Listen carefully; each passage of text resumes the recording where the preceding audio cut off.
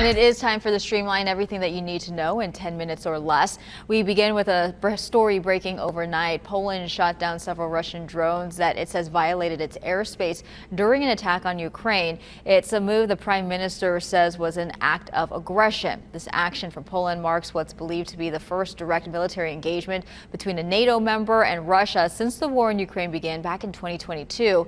This comes as Russia has ramped up its attacks on Ukraine. Before the attack, President Trump was once again pressed about brokering a peace deal in Ukraine. He says he expects to talk with Putin in the next week.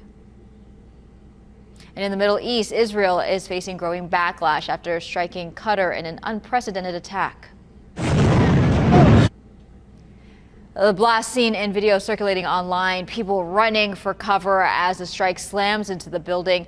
Israel says they were targeting Hamas leadership, but Qatar, a key U.S. ally, says Israel is sabotaging talks to end the war, striking Hamas leaders responsible for negotiating a peace deal.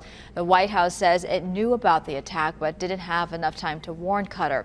That warning came 10 minutes after the attack. Back here in the U.S., the federal takeover in Washington, D.C. is over, but National Guard troops are still on the ground in our nation's capital. While President Trump's emergency declaration expires today, the surge of federal agents isn't stopping. And now Republican lawmakers want to make that federal takeover permanent. They've introduced bills to expand federal control of D.C.'s justice system.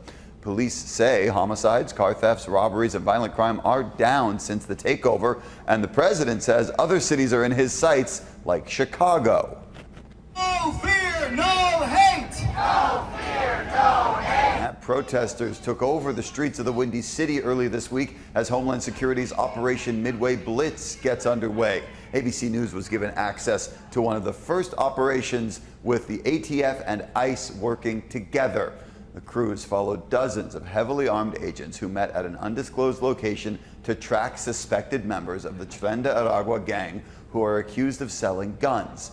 ICE says 3 men have been identified as undocumented and they're being investigated for ties to the gang. But Illinois Governor J.B. Pritzker, who's been outspoken against the operation, says these kinds of patrols are stoking fear among law-abiding immigrants and even people who are U.S. citizens. They're afraid to come out of their homes, they're afraid to go shopping, they're afraid to take their own children to school. In a memo, DHS says ICE is not conducting enforcement operations at or raiding schools, adding their agents, quote, use discretion. Meanwhile, a judge is blocking President Trump's attempt to fire Federal Reserve Governor Lisa Cook. That judge called the move likely illegal and that Cook must be reinstated. Trump tried to oust her for cause, citing an investigation into her finances for possible mortgage fraud. But the judge said the ability to fire people for cause is limited to actions taken in office. The Trump administration will likely appeal the case to the Supreme Court. President Trump is again trying to distance himself from the Jeffrey Epstein investigation, calling this letter you see here fake and a dead issue. This letter was part of a birthday book to Epstein that Epstein's estate released. The administration is accusing Democrats of leaking a fake image. The president did not write this letter. He did not sign this letter. And that's why the president's external legal team is aggressively pursuing litigation against the Wall Street Journal, and they will continue to. And the Wall Street Journal was the first to report on the existence of this letter earlier this summer. It's defending its reporting. Trump is suing the publication for $10 billion for defamation. Democrats and some Republicans are now demanding all government records related to Epstein be made public. The Southwest is finally getting some relief from a prolonged heat wave, but California didn't make it out unscathed. We have video from the Garnet Fire in the Sierra National Forest. It's burning through a grove of giant sequoias, and it set some of the towering trees on fire. The fire was sparked by lightning. It's now burned 56,000 acres and is only 15% contained. In San Diego, people who live in a lakeside mobile home park are getting a closer look at the damage left behind by this week's Cochise fire. It burned 5 acres and destroyed 6 homes. ABC 10's reporter Michael Chen spoke with one man who recounts the moment they fled.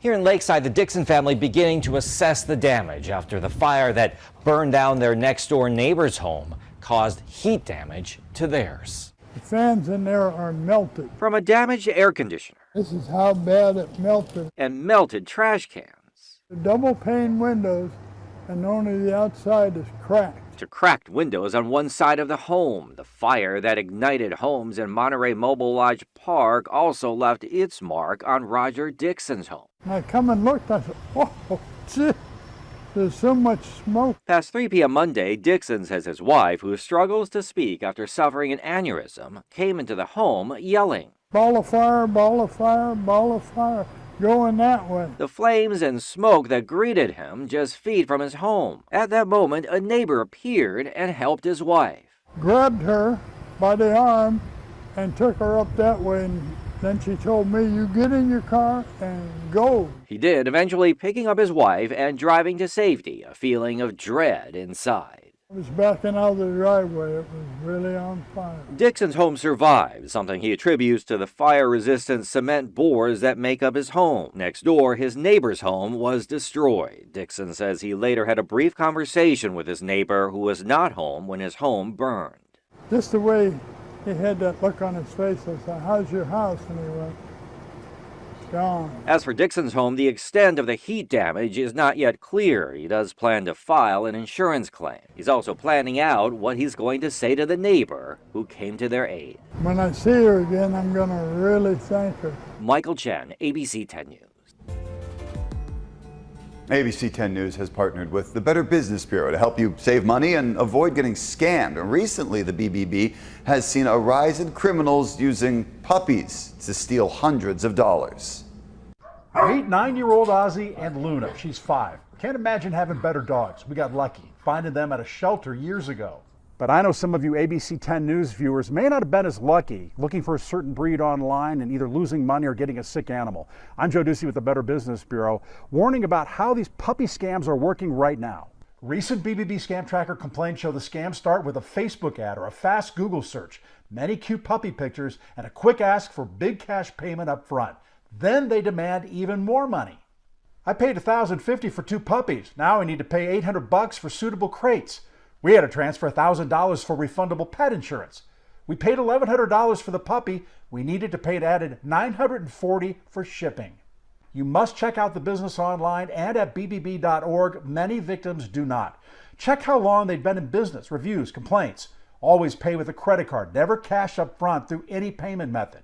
Demand a video call with the seller and the pet. If they refuse, move on. In fact, we see so many of these complaints, I would want to go to the site in person to see what's really going on. Go to bbb.org to check out businesses and scams, follow us, and share this post. More on this story at abc10news.com, and I'll see you next time. A remarkable new video is raising questions about a mystery aircraft spotted off the coast of Yemen. This never-before-seen footage shows a U.S. drone attacking what looks like a glowing orb as it flies over the water. Now, a different drone drops a missile on the fast-moving orb, but then just, as you saw, kind of appears to bounce off the object, doing very little damage. The orb then zips away unfazed. And that video was shown during a congressional hearing yesterday for a meeting on UFOs. Ooh, I want to believe. I really want to believe. A lot of questions about that one. And that's your ABC 10 News Streamline. Everything you need to know today in under 10 minutes.